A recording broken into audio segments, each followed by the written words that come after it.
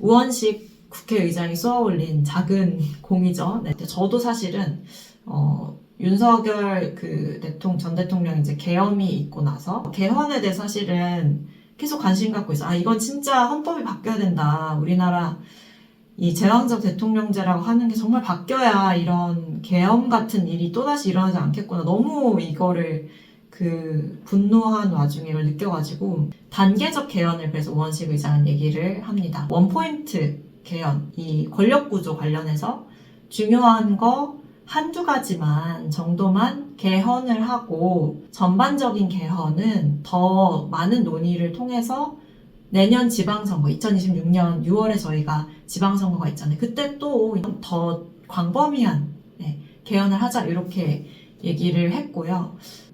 어떻게 보면 아니 대통령제인데 대통령한테 권한이 있는 게 뭐가 문제냐 또 이렇게 보실 수도 있을 것 같아요. 근데 하지만 이건 마치 반지의 제왕의 절대반지 같은 프로도라는 반지의 제왕 주인공이 엄청 순한 호빗인데 프로도조차 절대반지를 손에 넣자 눈빛이 바뀌고 하는 행동이 바뀌죠. 그래서 그런 것처럼 제왕적 대통령제가 너무 대통령한테 많은 권력, 권한이 몰려있다. 그래서 우리가 이제 1987년에, 저도 이때 태어나지 않았지만, 87년에 직선제 개헌이라고, 독재 너무 질렸다. 대통령 제발 우리 손으로 뽑자. 이렇게 해서 이제 대통령을 직접적으로 선출하게 된 직선제가 87년 개헌의 주요 핵심 의제였고, 이 당시에 직선제니까 이 대통령 선출 방법에 대한 개헌은 되었지만,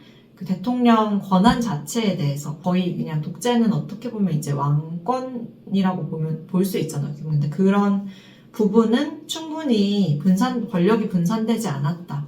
근데 이게 뭐가 문제? 한 사람한테 권력이 있는 게 뭐가 문제냐? 제가 이제 절대반지랑 비슷하게 했죠. 사실은 이제 이 구조적으로 가면 좀 굉장히 할 얘기도 많고 복잡해지는데 간단하게 말씀드리면 실제로 권한이 가야 될 사람한테 안 간다.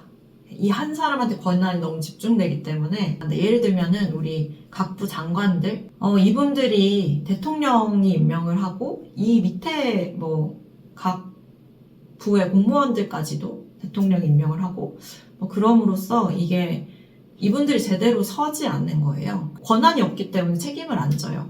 의사결정이나 정책 방향이나 이런 게 대통령 비서실, 대통령 측근들 위주로 돌아가기 때문에 이분들이 또 엄청 비리를 저지르고 이렇게 하는 거에 있어서 견제가 되지 않는다.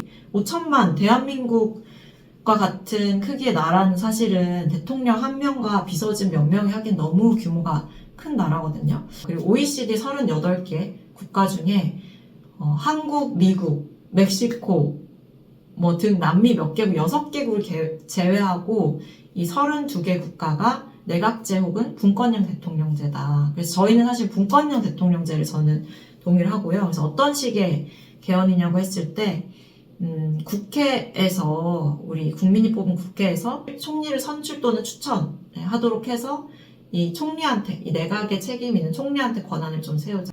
내치와 외치를 분리를 해서 대통령이 외치를 하고 이제 총리가 내치를 하는 그런 조금 밸런스를 맞추자 이렇게 저는 일리가 있는 부분이라고 생각하고 지금까지 굉장히 많이 학자들의 논의가 됐습니다. 그리고 개헌 요건이 우리나라가 세계에서 가장 어렵다라는 말을 들을 정도로 복잡하고 이 허들이 높아요. 그래서 어떤 나라는 헌법 개정을 2, 3년에 한 번씩 헌법 바꾸기도 하고 개정 필요한 부분을 이제 조금씩 바꿔나가는 그렇게 하기도 하는데 우리나라는 30년 거의 40년 가까이 바뀌지 못하고 있던 이유가 국회의원 3분의 2 이상이 동의하고 국민투표까지 거쳐야 되는 이 개헌이 너무 요건이 빡빡하다 이래서 연상헌법화라고 하는데 일반 법률 개정 요건과 같은 걸로 동일하게끔 요거를 한다든지 아니면 우리 국민들이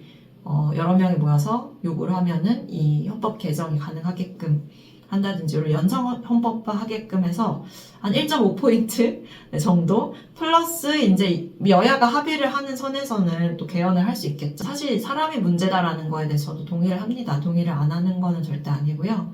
하지만 사람만 문제는 아니다. 이 과도한 대통령을 그러니까 본인이 왕이라고 생각을 하잖아요. 네, 본인 사실은 대통령은 하나의 역할일 뿐이고 네, 그냥 뭐 대표하고 하는 건데 권력이 과다하다 보니까 자기 너무 과대망상에 이렇게 빠지게 된다는 거죠.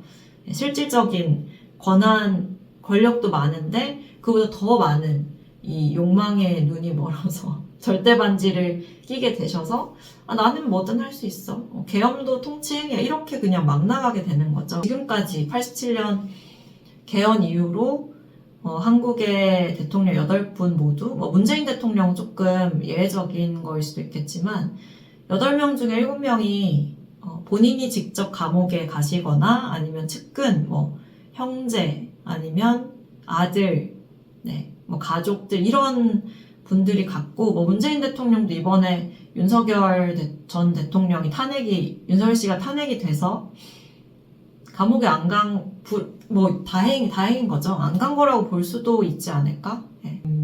불행한 대통령을 결국 만든다. 이 비대해진 권력이. 그래서 여기서 그칠 게 아니라 더 나아가서 좀 더 우리나라가 발전을 했으면 좋겠는데 그럴 때 좀 새로운 헌법, 이번에 대통령 선거 때 국민투표도 하고 그다음에 내년 지방선거 때 더 광범위한 개헌을 해서 더 나라의 틀을 다시 좀 더 잘 짜는 그런 계기가 됐으면 좋겠다. 긴 시간 동안 봐주셔서 감사하고요. 또 댓글로도 여러 의견 나눠주시고 하면은 또 얘기 같이 나눠보면 좋겠습니다. 네, 들어주셔서 감사합니다.